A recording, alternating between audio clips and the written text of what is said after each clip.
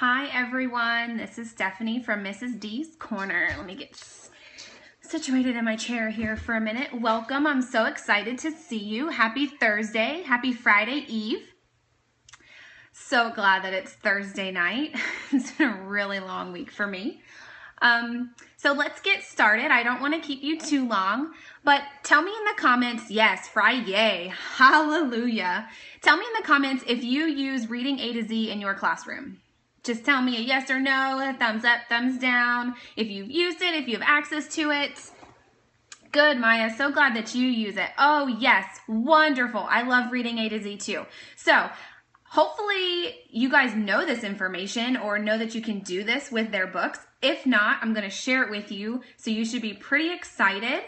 So first, for those of you that don't use Reading A to Z, this is typically what, when you print the books out, this is what they look like. So you print them, they're double-sided, they're leveled readers. This is a level A called Up and Down. This is the one that we're doing this week. So this is what they look like. I mean, they're not small. It's a half a sheet of paper. You can print them, make them longer. But, you know, for some of my husband called me, should have listened to Jen Jones and turned it on airplane mode. Sorry about that, guys. But this is the book we're reading this week. Hi, Debbie. Thanks so much for stopping in. And for some of my readers, though, especially for my nonverbal students, these are still a little hard for them, and this is a level A.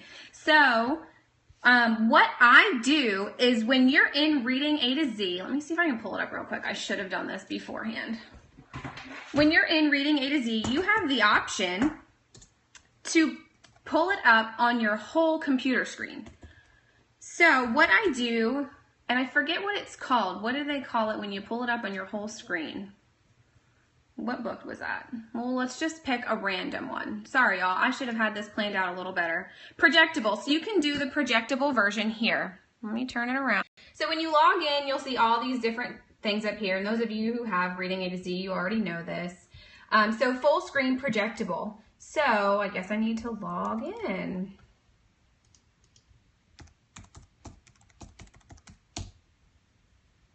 So it'll come up like this. Now you can show this on, your smartboard, on your whiteboard, through your projector.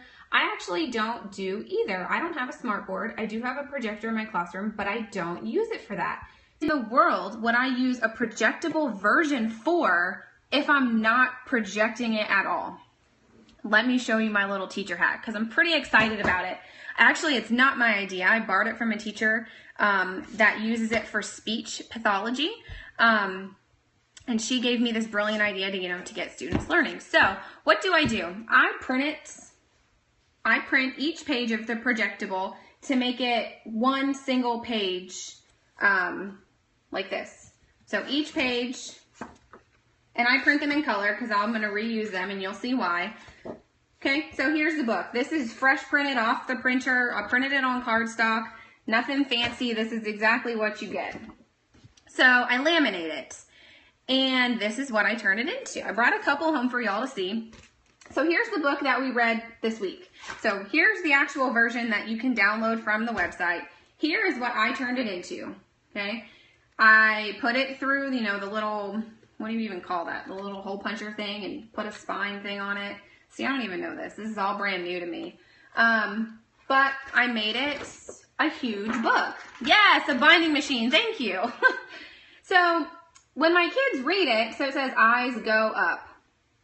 Well, for some of my nonverbal students, they're obviously not going to be able to read that book to me. So what I did was I made these little Velcro pieces for each page. So they're reading eyes go up.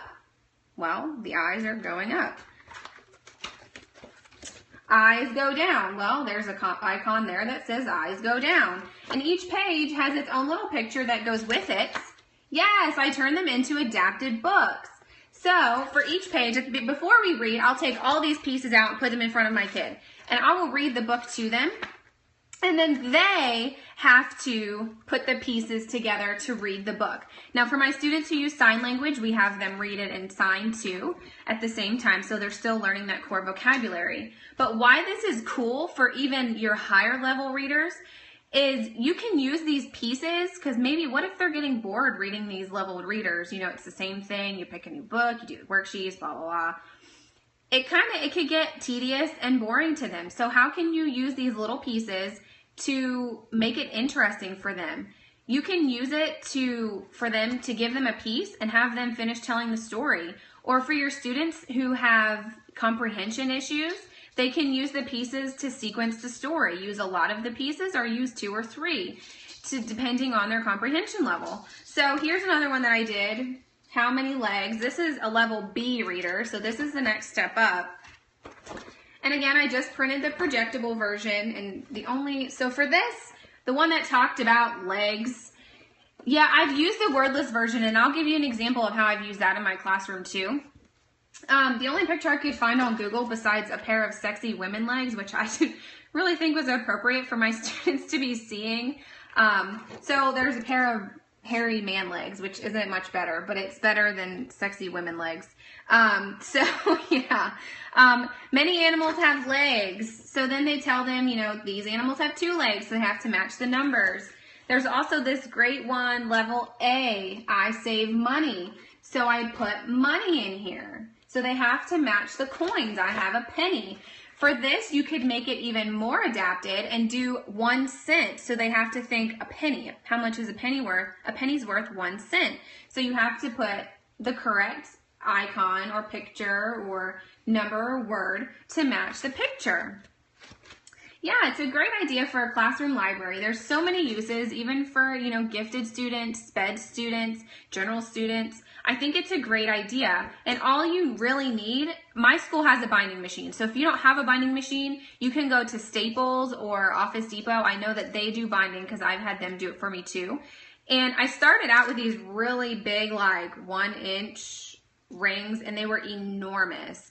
So I bought like 100 of these little 1/2-inch ones on Amazon for like 12 bucks. So I got like 100 of these for $12. And so I just binded them at school and put them together. I'm pretty sure you could probably cut them in half if you wanted to make little books like this and just print it this way. You could save paper doing it that way. But that's what I do with the Reading A to Z books in my classroom. We still do use the regular readers, but we also use these adapted books too, and I think they're great. I printed out a bunch today. Again, for those of you who missed the beginning, all you do is print the projectable version onto cardstock and you laminate it, and then is the printing the books each week. I know, it's a pain in the butt. The nice thing about this is you can print one and have it, or you can print a bunch. Then you don't have to print them every year. You already have it ready to go. And the nice thing about binding them is that you can make the little ones too. HP ink is amazing. I've heard great things about that. I have access to a color printer at school. I'm very fortunate, so I haven't yet needed HP ink. And I am looking to buy myself a binding machine also. They're kind of expensive. I think on Amazon they were like $160. So I think at Staples or Office Depot or any store like that, they only charge you a couple of dollars to do one. And it literally, I just learned how to use it on last week, like probably last Thursday, like a week ago.